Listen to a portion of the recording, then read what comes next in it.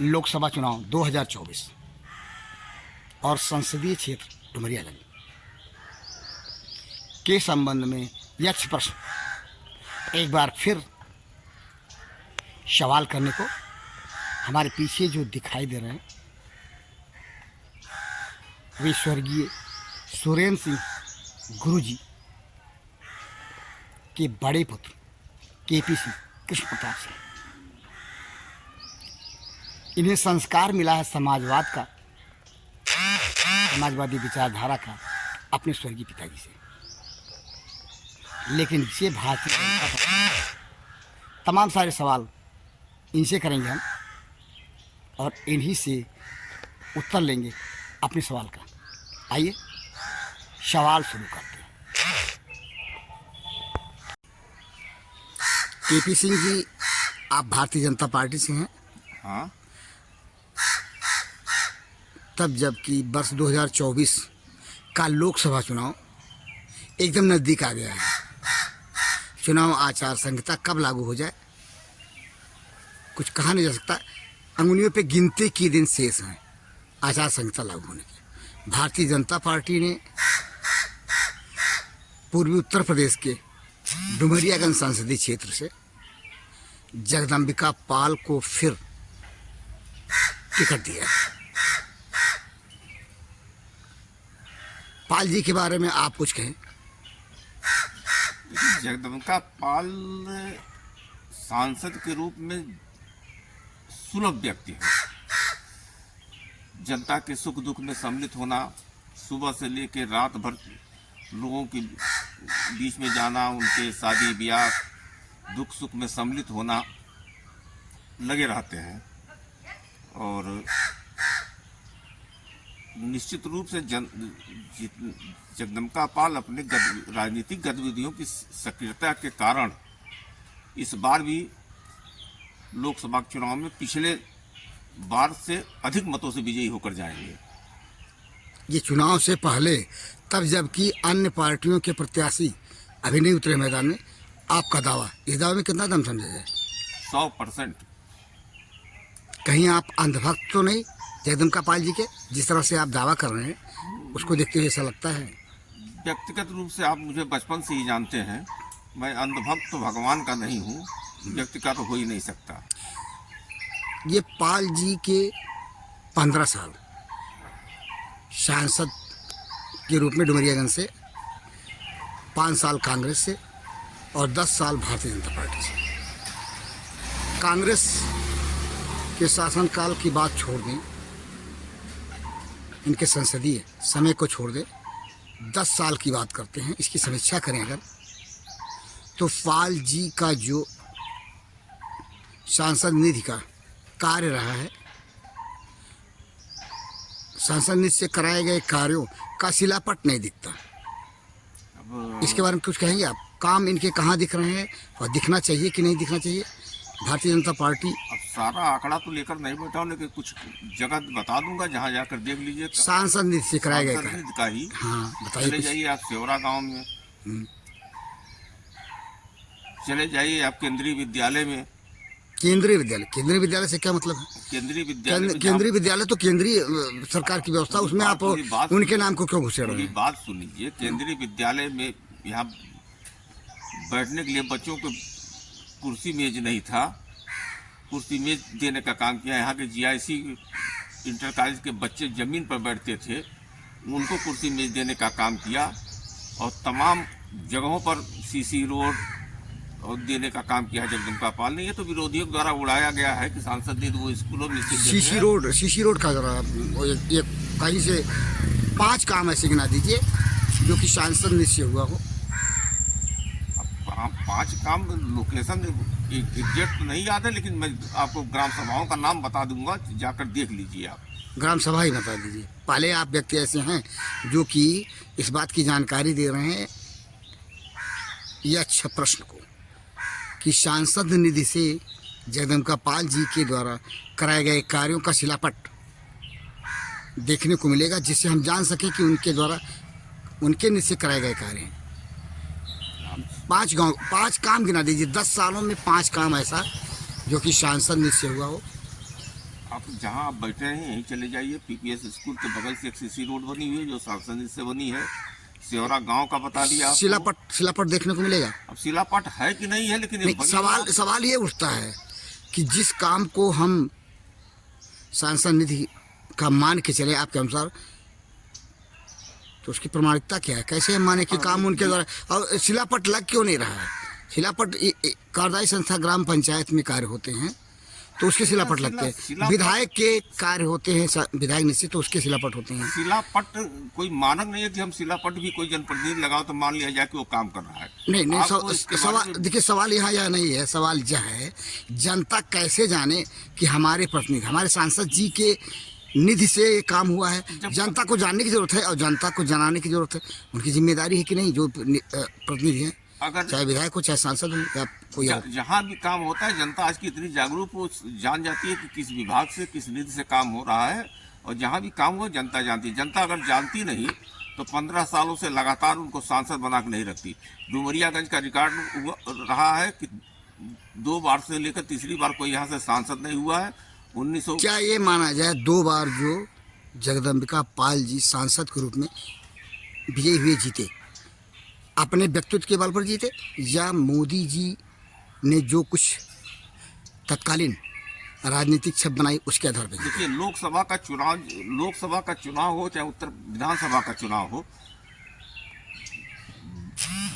बड़ा असर चुनाव में करता है केंद्रीय नेतृत्व और प्रादेशिक नेतृत्व। ईमानदारी के साथ कहा जा सकता है तो मोदी और योगी के नाम पर ही आज वोट पड़ रहा है, लेकिन उसके साथ साथ अगर जो उम्मीदवार होगा वो जनता के बीच सक्रिय नहीं रहेगा तो सफलता उससे दूर रहेगी। यानी आप एक सिरे से नकार रहे हैं कहीं ना कहीं आंशिक रूप से ही सही कि मोदी जी का 2019 में और उससे पहले वह जादू काम नहीं किया डुमरियागंज संसदीय क्षेत्र में। पाल जी का जादू काम किया। बता आपको रहा हूँ कि कहा तो आप यही रहे हैं। नहीं मैं नहीं कह रहा हूँ, फिर से आप मेरी वाइट सुनिएगा। मैंने ये कहा है कि चुनाव लोकसभा हो चाहे विधानसभा का चुनाव हो, नेता के नाम, अगर नेता के नाम पर ही चुनाव होता है, नेता की लोकप्रियता बहुत मायने रखती है, लेकिन उसके साथ साथ उम्मीदवार का अपना भी एक व्यक्तित्व होना चाहिए, जनता के बीच उसकी लोकप्रियता होनी चाहिए। अगर लोकप्रियता नहीं रहती तो चुनाव नहीं जीत पाते। जहाँ तक बनता है तब जाके चुनाव में सफलता मिलती है। जहाँ तक मेरी जानकारी है व्यक्तिगत तौर पे, आपके स्वर्गीय पिताजी बाबू सुरेंद्र सिंह, जिन्हें गुरु जी के नाम से जाना जाता है और उनकी छवि भी गुरु जी की रही है, वे समाजवादी सोच के रहे, समाजवादी विचारधारा में रचे बसे, उन्होंने समाज सेवा किया। वह संस्कार उन्होंने आपको भी दिया होगा, आप उनके बड़े लड़के हैं, और राजनीति के रूप में जो विरासत मिली आपको लगता है उन्हीं से मिली। लेकिन आप समाजवादी विचारधारा के ना होकर भारतीय जनता पार्टी में, यानी समाजवादी में ना होकर के, समाजवादी पार्टी में ना होकर भारतीय जनता पार्टी में जाने का क्या मतलब, या भारतीय जनता पार्टी के सक्रिय सदस्य ही होने का क्या मतलब? समझ से परे है। देखिए, समाजवादी होने का मतलब जो लोग किसी दल से जोड़ते हैं वो निहायत ही समाजवादी सब साथ बेईमानी करते हैं। समाजवाद हो या समाजवादी व्यक्तित्व हो, वो चरित्र से होता है। समाजवाद की बात की जाती है, समाजवाद चरित्र होता है, चरित्र से होता है। समाजवाद का मतलब होता है कि समाज में हर व्यक्ति को जब अपने बराबर के समझा जाए, समाज के निचले स्तर का जो व्यक्ति अंतिम कगार पर खड़े हुए व्यक्ति को भी सम्मान दिया जाए, वो समाजवाद किया जाता है। आज इस देश में समाजवाद के नाम पर जो लोग राजनीति कर रहे हैं तथाकथित रूप से, वो कतई समाजवाद का एक कदम नहीं चलते हैं। और समाजवाद दल से नहीं हो सकता, समाजवाद हमेशा चरित्र से होता है। विचार इस बात का द्योतक होता है कि व्यक्ति किस पार्टी में रह रहा है, विचार। लेकिन आप जो कह रहे हैं, आप दावा कर रहे हैं, भारतीय जनता पार्टी का समाजवाद क्या है? आपसे जानना चाहते हैं। भारतीय जनता पार्टी का समाजवाद कहाँ है? समाजवाद भारतीय जनता पार्टी में आपको कहाँ लगता है? पूरी बात मेरी सुन लीजिए। भारतीय जनता पार्टी के संस्थापक पंडित दीनदयाल उपाध्याय जी का उद्देश्य ये था ही कि समाज के अंतिम व्यक्ति को आगे लिया जाए, आगे किया जाए। एकात्मवाद उनका जो था, और क्या कहते हैं उसको, अरे अन्न क्या, एकात्मवाद ही मानकर चलिए, एकात्मवाद की परिभाषा उन्होंने ही दिया था कि समाज और देश का उत्थान तभी होगा जब देश में रहने वाले अंतिम व्यक्ति को समाज के बराबरी पर लाया जा सके। भारतीय जनता पार्टी में कितने ऐसे लोग हैं जिसको पार्टी ने जगह दिया, जिन लोगों को, और वो समाज के अंतिम व्यक्ति हैं। पाल जी समाज के अंतिम व्यक्ति हैं। दूसरी बार नहीं, तीसरी बार भारतीय जनता पार्टी ने उन्हें टिकट दिया। क्या भारतीय जनता पार्टी में समाज के अंतिम व्यक्ति ऐसे लोग नहीं हैं? सवाल बेईमानी का सवाल हो रहा। उम्मीदवारी से समाजवाद की परिभाषा न जोड़िए। चाल, चरित्र और चेहरा भारतीय जनता पार्टी का एक सैद्धांतिक रूप रहा है। चाल, चरित्र और चेहरे को देख करके भारतीय जनता पार्टी के पुराने लोग जो संस्थापक थे, उन लोगों ने बहुत कुछ कहा और बहुत कुछ जो कहा उसका पालन किया। आज पालन कहाँ हो रहा है चाल और चरित्र और चेहरा को लेके? चाल, चरित्र और चेहरा भारतीय जनता पार्टी की सरकार केंद्र में है 10 सालों से, उत्तर प्रदेश में 7 सालों से। विपक्ष के लोग कहने के लिए बहुत कुछ कह सकते हैं, लेकिन भ्रष्टाचार के नाम पर, बेईमानी के नाम पर एक भी आरोप आज लगा नहीं।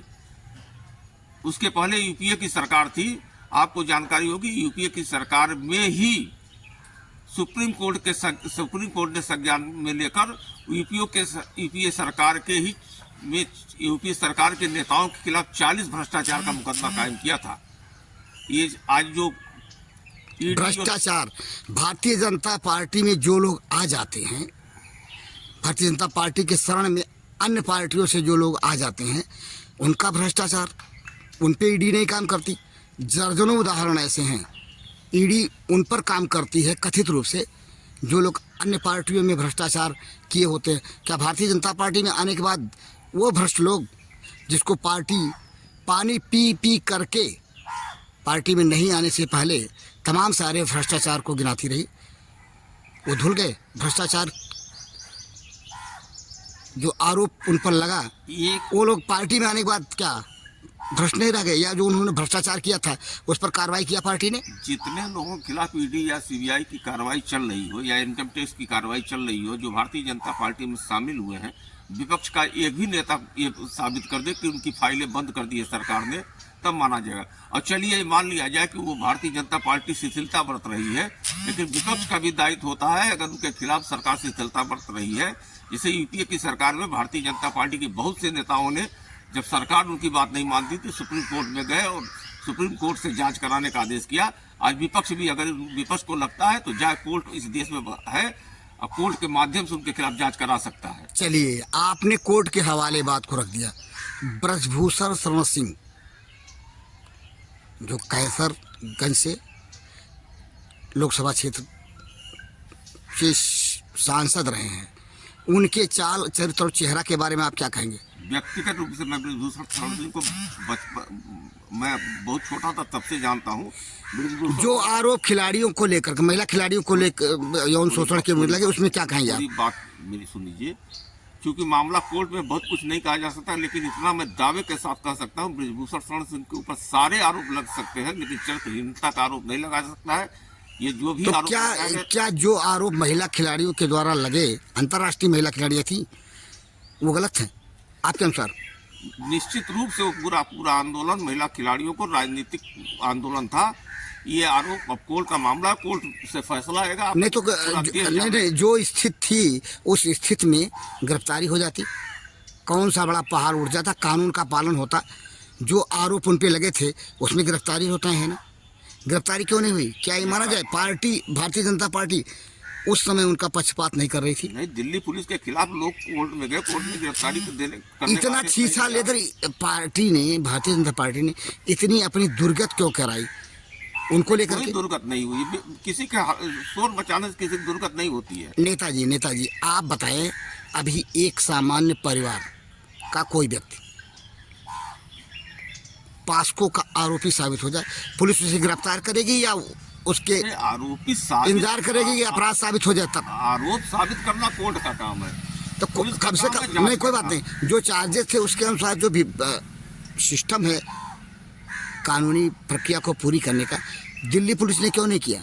नहीं, दिल्ली पुलिस करती का जो आरोप लगाए गए हैं उसमें से कोई आरोप जब सही साबित होता दिल्ली सही साबित तो तब होगा जब आप ट्रायल में जाएंगे।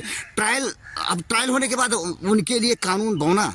नहीं, कानून कैसे बना? कानून अपना काम कर रहा है। क्या काम कर रहा है? गिरफ्तारी क्यों नहीं हुई? कोर्ट में मुकदमा नहीं, कानून क्या यह नहीं है कि मतलब गिरफ्तारी हो, आरोप पास को लगने से किसी गिरफ्तारी नहीं हो जाती। नहीं तो अन्य उसमें जो आरोप, अन्य मामलों में जो आरोप होते हैं, गिरफ्तारी होती है, वहाँ क्या कहेंगे उसके बारे में? और जो भी उसमें उनके खिलाफ मुकदमा कायम हुआ है, किसी भी मुकदमा कायम हुआ तो जो सिस्टम था, जो प्रक्रिया थी, उसको पूरी क्यों नहीं की गई? जितने भी उनके ऊपर आईपीसी की धाराएं लगी, वो किसी भी धारा में 7 साल से अधिक की सजा नहीं है, और 7 साल से कम की सजा में सीधे सुप्रीम कोर्ट का आदेश है कि पुलिस गिरफ्तारी नहीं कर सकती। चलिए, आप इस बात को यहीं छोड़ते हैं। आप इस बात को मानेंगे नहीं और पक्षपात करेंगे, सीधा आपसे लग रहा है, आपकी बात से लग रहा है। ये बताइए कि इस समय भारतीय जनता पार्टी 2024 का लोकसभा चुनाव किन मुद्दों को लेकर लड़ रही है? सबसे बड़ा मुद्दा इस समय देश का है, जो आजादी के बाद भी होना चाहिए, सांस्कृतिक राष्ट्रवाद का। ये क्या है? नया नाम, ये कौन सी चीज है? सांस्कृतिक राष्ट्रवाद आज से पहले नहीं था क्या? नहीं था।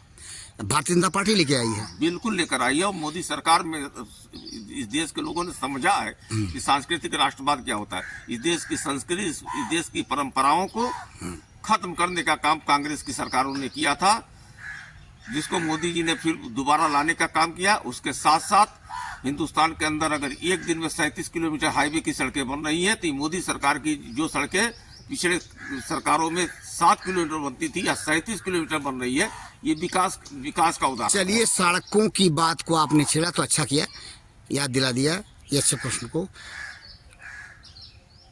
केंद्र सरकार का दावा है कि 2047 तक हमारा देश विकसित हो चुका होगा, लेकिन आज जो छवि है देहातों की, सड़कों को लेकर के जो बदतर स्थिति है, उसको देखते हुए क्या विकसित भारत की परिकल्पना जो केंद्र सरकार कर रही है साकार हो सकेगी 2047? हो सकता है 2-4 सड़कें खराब हो, 2-4 सड़कें। अरे आप देहात के हैं, देहात में जाते आते हैं, देहात की 2-4 सड़कों की बात कर रहे हैं। ऐसी सड़कों को भी देखा जा सकता है, आप देख सकते हैं, जिसपे चलना मुश्किल होगा। अगर कोई महिला प्रेग्नेंट है और उस सड़क से उसको जाना हो, तो भगवान न करे ऐसा हो, लेकिन क्या बदतर स्थिति होगी।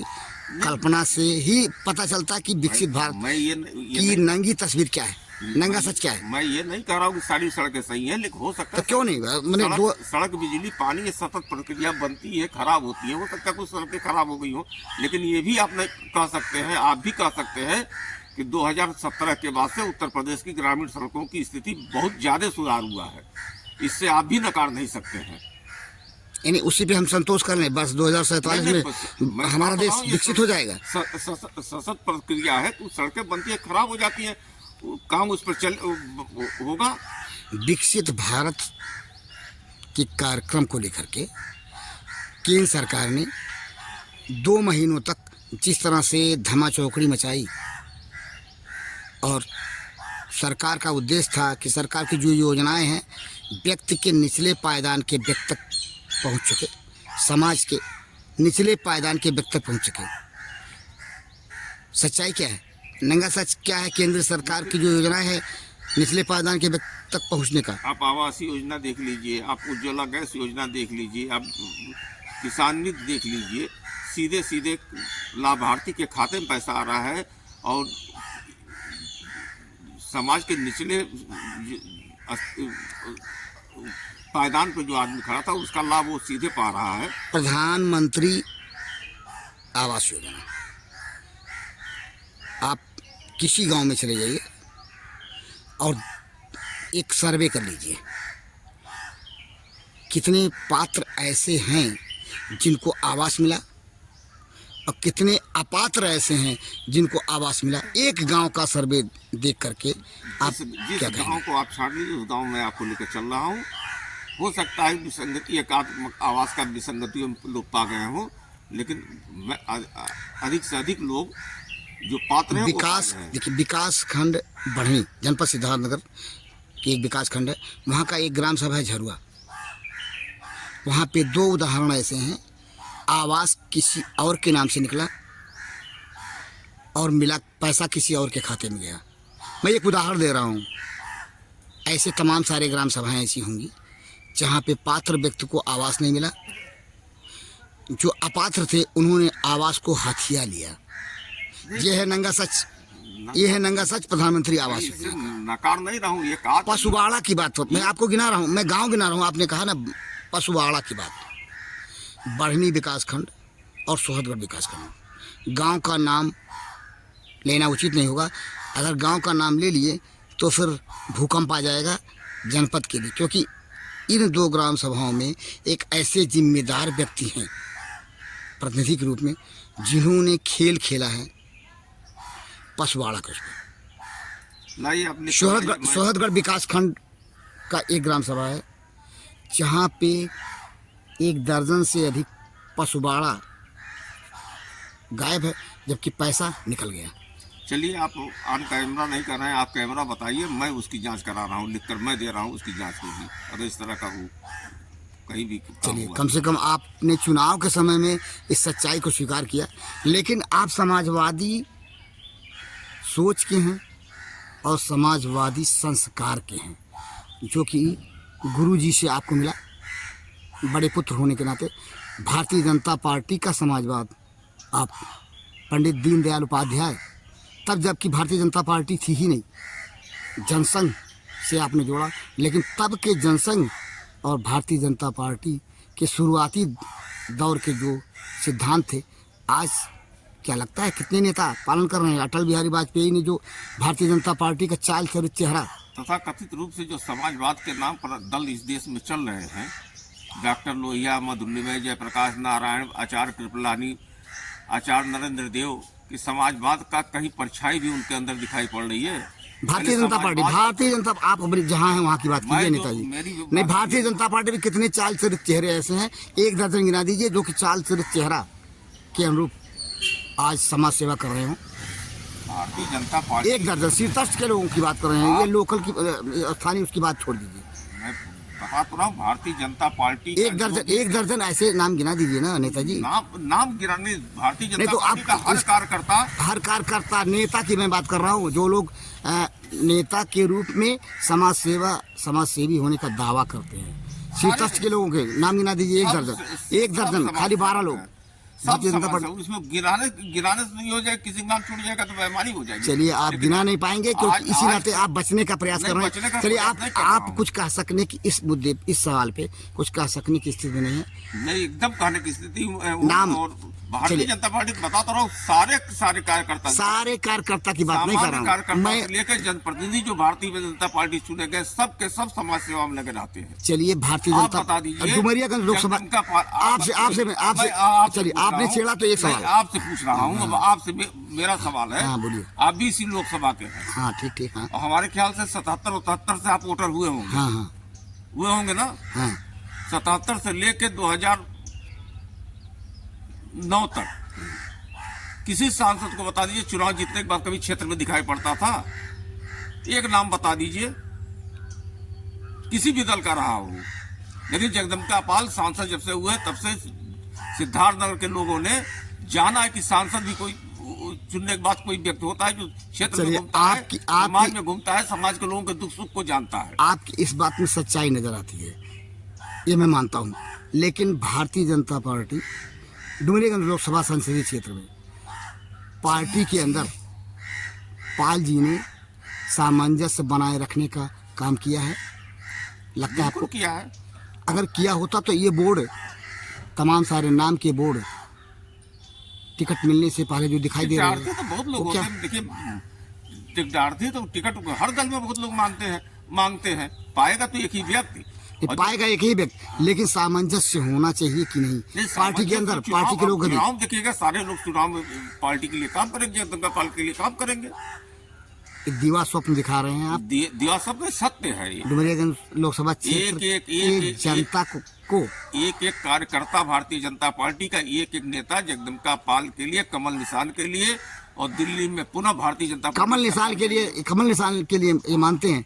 लेकिन रह गया सवाल यह है कि जो आप दावा कर रहे हैं दिल पे हाथ रख के दावा कर रहे हैं, आप सच्चाई ये बताइए, स्वीकार कर रहे जनता हैं। पाल का विरोध और कमल निशान का समर्थन, ये कैसे एक साथ दोनों काम हो सकता है? यही तो देखिए, भारतीय ताज्जुब जनता की बात पार्टी है, में यही तो ताज्जुब की बात है कि मोदी जी को, योगी जी को देखते हुए कोई मैं आपको बता दूं, वोटर वोट दे उनको, ये अलग बात है।